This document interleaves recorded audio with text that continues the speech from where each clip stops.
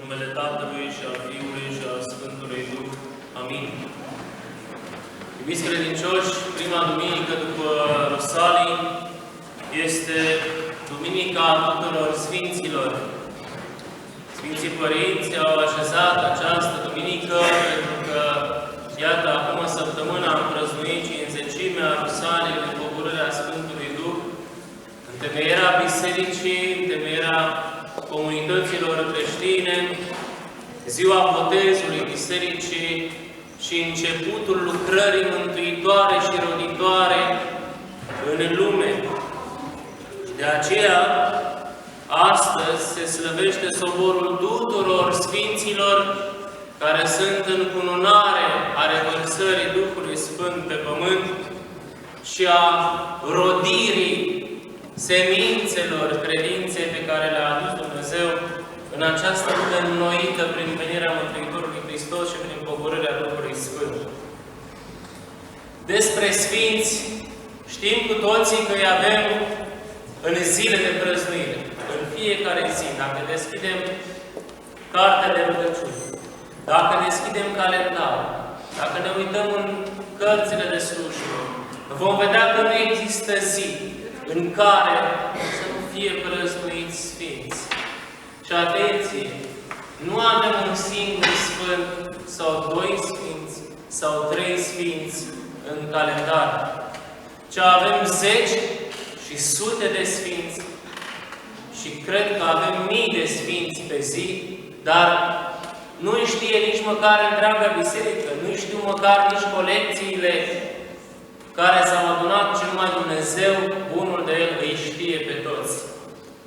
Ceea ce a rânduit biserica să se citească, să se cinstesc în zilele respective, sunt Sfinții care s-au făcut mai mult cunoscuți sau care au avut parte de o evlavie deosebită într-un anume loc, într-o anume țară și apoi s-a răspândit cultul lor, dar sunt nenumărați oameni ascunși, tainici, pe care numai Dumnezeu îi știe, de aceea noi nu putem face o socoteală exactă a numărului Sfinților de pe pământ și a respectiva a tuturor celor pe care i-a Dumnezeu pe lângă El. Dar noi avem bine stabilit un cult al Sfinților, pe care alte ramuri creștine nu-l au. Unii nu cred în Sfinți, în puterea lor de mijlocire, în cinstirea lor.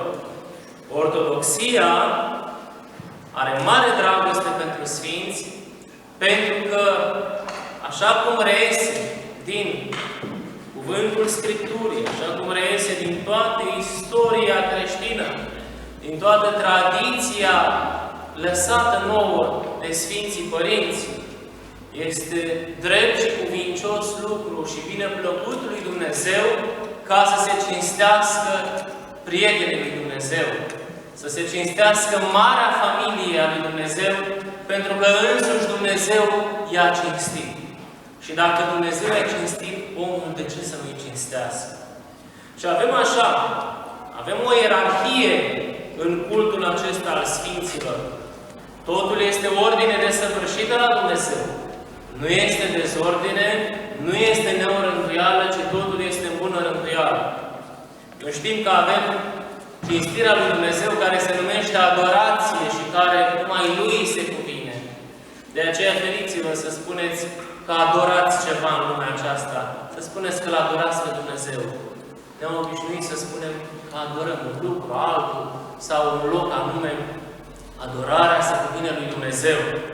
Apoi, în ierarhia aceasta de cinstire o avem pe Maica Domnului, Sfânta Fecioară Maria, pe care Dumnezeu a ales-o ca prin ea să vină în lume întrupat, a doua persoană a Sfintei Trăimi, Fiul lui Dumnezeu, Cuvântul Tatălui. Pe ea o supracinstim sau o supravenerăm, adică ei se aduce o cinstire specială, pentru că ea este mai cinstită decât cheruvimii, mai mărită fără de asemănare decât serafimii. Este împărăteasa cerurilor și cu mare putere înaintea lui Dumnezeu de intervenție. Mare și foarte mare. Gândiți-vă că la Cana Galilei, dăm un exemplu, atunci când Mântuitorul Iisus a făcut prima minune în văzul lumii, când erau acolo la nunta viitorului apostol Simon Zelotul, Maica lui Dumnezeu, văzându-i triști, că nu și-au calculat bine cantitatea de vin pe care o aveau, pentru că nunta acolo ținea zile întregi, nu era doar un eveniment de câteva ore, ci era un alt eveniment de zile. Atunci vine la Iisus și spune să-i ajute. Și El ce îi spune? Ceasul meu n-a venit încă. Nu este momentul în care eu acum să intervin. Nu este așa în planul de mântuire al trăimii. Și Maica lui Dumnezeu, prin bunătatea ei și prin dragostea mare față de oameni aflați în nevoi și în necaz, acei oameni aveau un necaz atunci, că trebuiau să iasă așa cum trebuie, cu organizarea acelei nunți. Ea totuși le spune, faceți ce vă spune El, ascultați de El că vă va ajuta. Și atunci El, pentru cuvântul ei, pentru intervenția ei, schimbă planul lui Dumnezeu de început al propovăduirii, de început al minunilor. Și atunci El face prima minune acolo, pentru cuvântul ei. Și sunt nenumărate alte intervenții minunate ale Maicii Domnului, când Mântuitorul anunță că Dumnezeu hotărăște o pedeapsă anume pentru delăsare, pentru nepăsare, o răsplată pentru faptul că, într-un anume loc, oamenii au uitat de Dumnezeu și n-au îndeplinit cum trebuie ceea ce aveau de făcut, iar Maica Domnului intervine și spune, lasă, ajută-i, că ei se roagă la mine și trebuie să-i ajut. Și atunci Dumnezeu face astfel de pogorăminte cu noi pentru intervenția Mamei Lui. Și atunci noi, dacă El o cinstește atât de mult, noi să nu o cinstim. Și de aceea acordăm supra-cinstire sau supra-venerare. Împărțirea aceasta este scolastică, este școlărească, este didactică, însă ne ajută pe noi să înțelegem puțin care este ierarhia în rânduiala lui Dumnezeu. Deci pe primul loc se află Treimea, Tatăl, Fiul, Sfântul Duh, Dumnezeu nostru. Urmează Maica lui Dumnezeu cu supra-cinstire și apoi urmează cinstirea sau venerarea tuturor celorlalți sfinți. Celorlalți sfinți. Sunt cetele de sfinți așezate, că v-am spus că e bună rânduială acolo. E vorba de un împărat, împăratul cerurilor, e vorba de o împărăție și într-o împărăție există ascultări, așa cum există în orice guvernare, așa cum există în orice casă, în orice instituție. Există o rânduială și o ascultare a fiecăruia și o bună așezare a lucrurilor. Și așa că avem sfinți grupați pe cete. Și avem sfinți de toate categoriile. Și avem sfinți care au trăit mai de mult, sfinți care au trăit mai aproape. Avem sfinți care au fost pământeni și sfinți cerești. Pentru că există o ceată întreagă de îngeri, o grupare întreagă de îngeri, care și ei sunt ierarhizați. Și ei sunt grupați. Deci avem îngerii și apoi avem oamenii și cu toții sunt acolo în cetele lui Dumnezeu la sfinți. Dacă ne referim la oameni acum, la oamenii care s-au sfințit, vedem că avem așa, avem cetele prorocilor. Prorocii din vechime care au tot anunțat venirea lui Mesia și ei sunt cinstiți cu mare cinste. Apoi avem ceata apostolilor și a celor care sunt întocmai cu apostolii, pentru că ei au avut parte de o misiune specială, aceea de a răspândi credința. Deci prorocii anunță venirea lui Mesia, apostolii sunt alături de Mesia și sunt alții ucenici ai lor care și ei devin apostoli, ceata mare a celor 70, și apoi sunt oamenii tocmai cu apostoli, pentru că fac muncă de apostoli în comunitățile lor și în țările lor. Și aceștia formează, iată, o ceată specială. Apoi avem ceata ierarhilor. Ierarhi și mari învățători și dascăli ai bisericii, adică episcopi ai bisericii, patriarhi ai bisericii, care au fost și mari învățători sau sfinți părinți. Și cunoaștem din aceștia că sunt cei trei sfinți ierari. Știm că îi avem pe Sfântul Nicolae, pe Sfântul Spiridon, pe alți atâția și atâția ierarhizați. Dacă stăm să-i citim, nu avem vreme acum să-i citim pe toți. Apoi avem o ceată specială a mucenicilor sau a martirilor, care este foarte bine plăcută lui Dumnezeu. Și atenție, acestea sunt cei care și-au dat viața, și-au vărsat sângele pentru Dumnezeu, pentru Evanghelie, care n-au pus preț pe lumea aceasta, știind că prin botezul sângelui lor ei vor moșteni Împărăția Cerurilor. Și iată cum îi răsplătește pe ei Biserica. Întotdeauna, unde se va construi o biserică, sau unde este deja construită, se pune obligatoriu la piciorul Sfintei Mese, înainte de ternosire, de sfințirea cea mare, o părticică din moaște de martiri, de mucenici, și respectiv la Sfântul Antimis, pânza aceea pe care este pictată punerea în mormânt a Mântuitorului Hristos, este cusută acolo un buzunăraș în care se pune o bucățică din moaște de martiri. Fără moaște de martiri nu se construiește, nu se sfințește biserică. Fără moaște de martiri nu se săvârșește Sfânta Liturghie.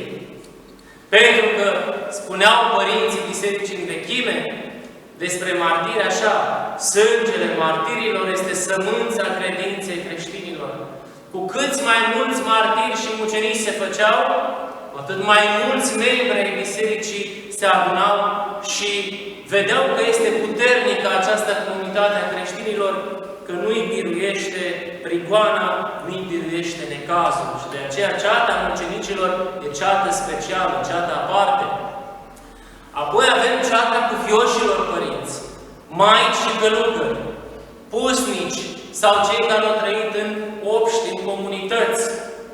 Aceștia sunt despre care Evanghelia de astăzi spune că cel ce a lăsat și casă, și țară, și familie, și copii, adică a renunțat la viața aceasta socială, la viața de familie, la înmulțirea averii. Aceștia care și-au luat crucea și au urmat mie, iată, vor fi alături de Dumnezeu, vor avea răsplată mare. Aceștia sunt monahii care s-au lepădat de lume, care au lăsat toatele lumii, s-au unit cu Hristos ca într-o nuntă, pentru că așa este.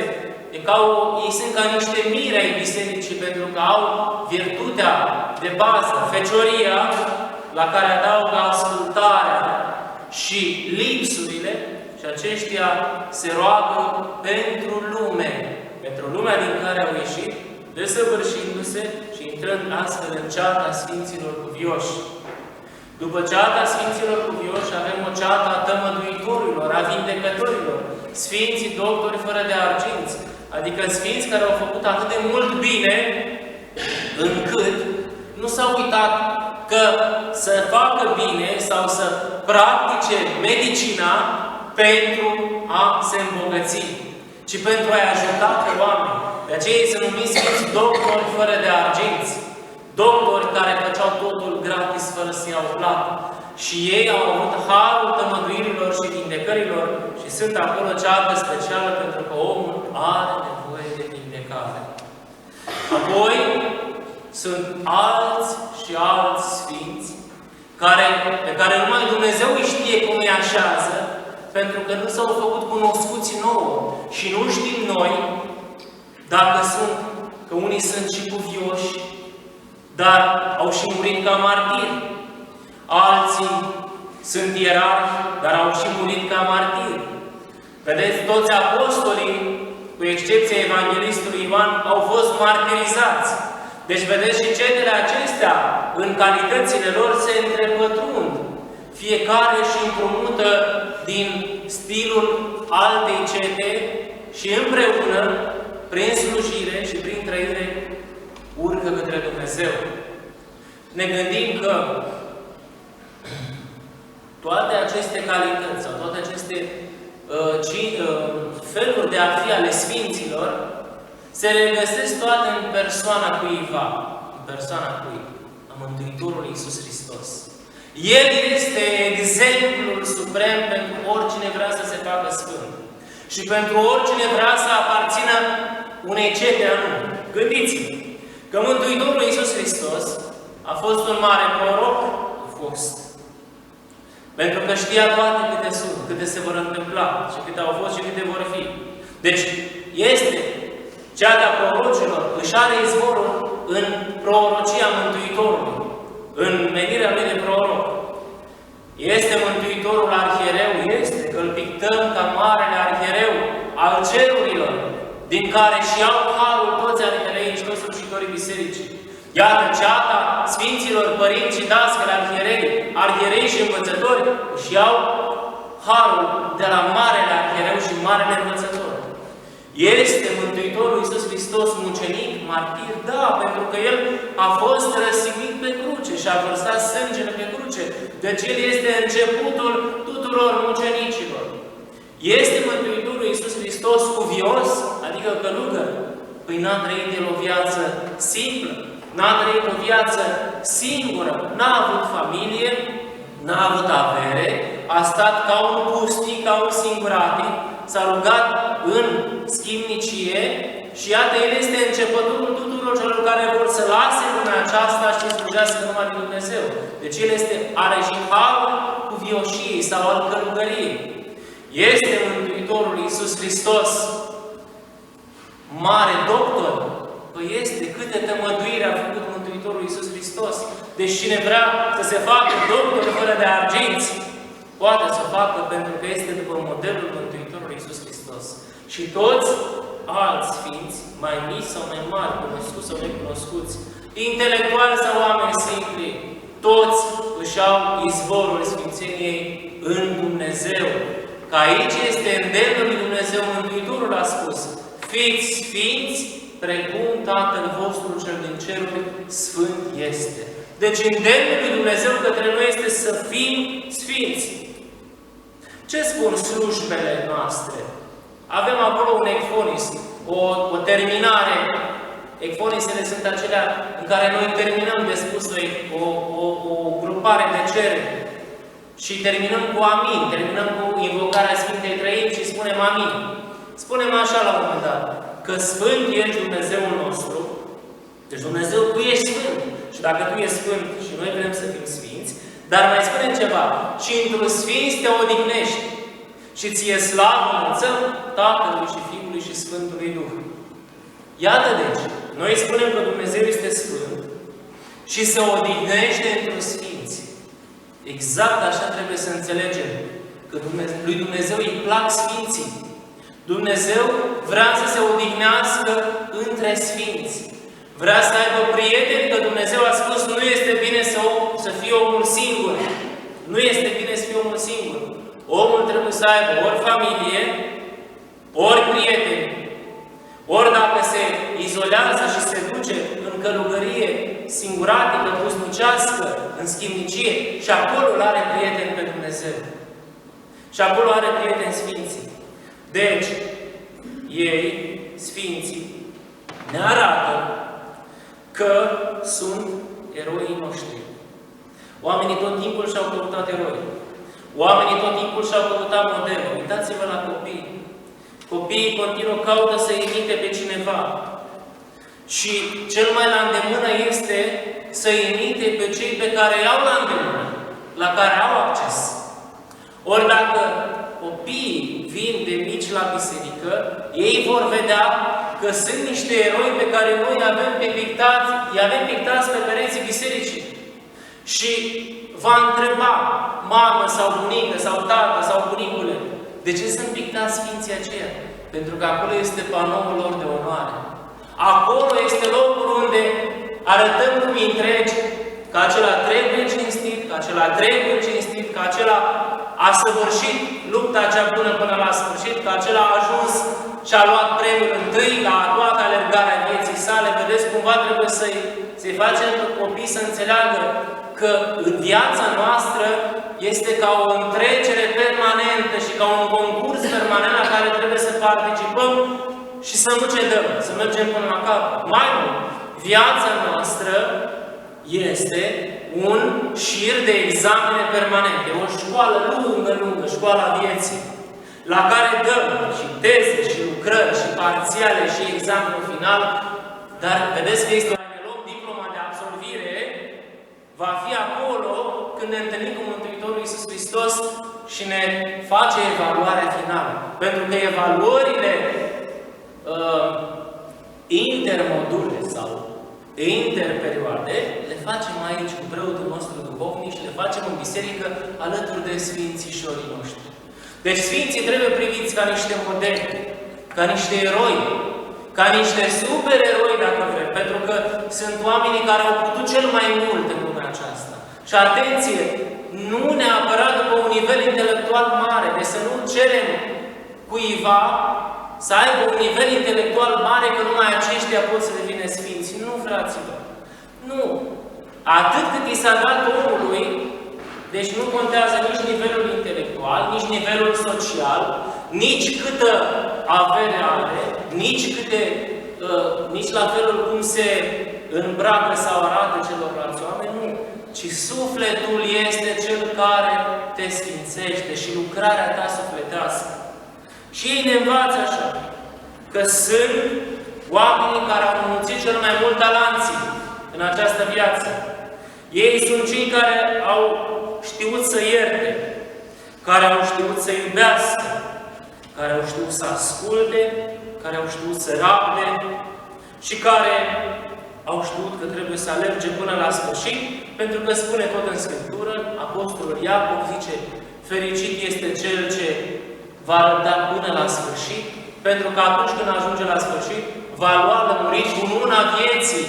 Cununa vieții. Vedeți, toți Sfinții au o cunună. Ați văzut că au aur, au aureola. Ce este încununarea? Este coronița pe care eu o primesc drept răsplată înaintea lui Dumnezeu. Și vorbeam de faptul că Sfinții au înmulțit talanții așa cum a trebuit cum a cerut Dumnezeu de la ei. Vă aduceți aminte pilda talanților? Că Dumnezeu spune că El se aseamănă cu un stăpân care îi adună pe toți oamenii Lui și le dă daruri, le dă talanți. Și atenție cum le dă Dumnezeu oamenilor, fiecăruia după cum poate să ducă. Unuia îi dă 1 talent, altuia îi dă 2 talanți, altuia îi dă 5 talanți. Deci ce diferență? Nu dă celui de-al doilea 3 talanți, ci dă 5. Și una din explicații poate să fie aceasta. Pentru că au venit înapoi, după o perioadă lungă, adică exact când au trebuit să dea examenul final, evaluarea, și s-au întâlnit cu marele examinator, cu judecătorul, care a spus, arătați-mi ce ați făcut cu talanții. Cel care avea 1 talent a spus, n-am știut ce să fac, m-am cam temut că o să greșesc, n-am avut curaj și l-am pus deoparte, l-am păstrat și acum ți-l dau înapoi. Și primește răspunsul, slugă leneșă, n-ai știut ce să faci, iată, n-ai avut grijă de toate, trebuia să muncești și tu măcar să-l fi dat ca să iei o dobândă la el. Pentru că ceilalți 2 veniseră înainte și au arătat că au primit 5 și au mulțit și au făcut încă 5, au primit 2 și au făcut încă 2, prin munca lor, prin efort. Și au fost lăudați de stăpân. Dar al 3-lea, care a primit un singur talent, a fost certat și a fost pedepsit. Să știți că oamenii de rând, toți noi de aici, primim un talent. Atât a primit. Și ce facem cu el? Ori îl îngropăm, ori muncim pentru el, ca să-l înmulțim. Există în lumea aceasta oameni geniali, savanți, profesori, descoperitori, cercetători, cărora le s-a dat mai mult, s-au dat 2 talanți și aceia fac și ei în dreptul lor, pentru binele omenirii, sau mari poeți, mari literați, oameni deosebiți, care au mai mult decât ceilalți și dau lui Dumnezeu mai mult. Dar sunt aceia de 5 talanți care sunt sfinții și care vin și din rândul geniilor și din rândul oamenilor simpli. Nu se mai ține cont de puterea intelectuală a fiecăruia, ci numai de puterea sufletească și aceia sunt geniile geniilor. Sfinții! Sfinții sunt oameni de 5 talanți. Și atunci cum să nu-i cinstim? Vedeți că există o vorbă, dar vorba aia nu e bună deloc pentru noi. Că până la Dumnezeu ne întâlnim cu Sfinții. Și știți ce spune poporul? Dar nu spune bine. E poporul neevlavios ăsta care spune. Bine, el vrea să altoiască ceva din societate, așa, să lovească în societate. Noi trebuie să spunem așa, că până la Dumnezeu ne ajută Sfinții. Așa să mărturisim, că până la Dumnezeu sunt sfinții cu noi. Până dăm față cu Dumnezeu, mă scuzați, îi avem pe sfinți de-a dreapta și de-a stânga, care ne sunt ca niște ajutoare, ca niște protectori, ca niște ocrotitori. De aceea avem și sfinți în numele cărora ne botezăm, sfinți în numele cărora ne cununăm, sfinți în numele cărora ne sfințim casa și așa mai departe. Deci, totul trebuie pus sub protecția unui sfânt, altor sfinți la care noi avem evlavie, pentru că aceia sunt cei care ne duc la Dumnezeu. Nu ne mănâncă în niciun caz, ci noi singuri ne lucrăm sau nu vrem să ne lucrăm mântuirea, apelăm sau nu apelăm la ajutorul lor. Amin.